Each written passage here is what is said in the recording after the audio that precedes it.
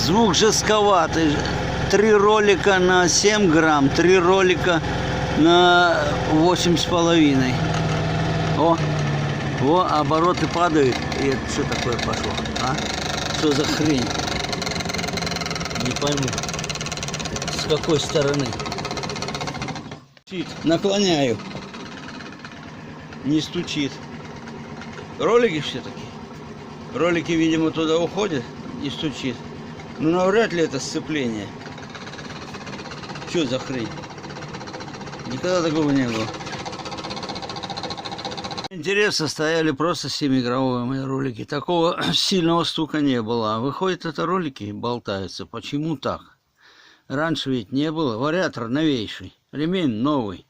Притирается, что ли?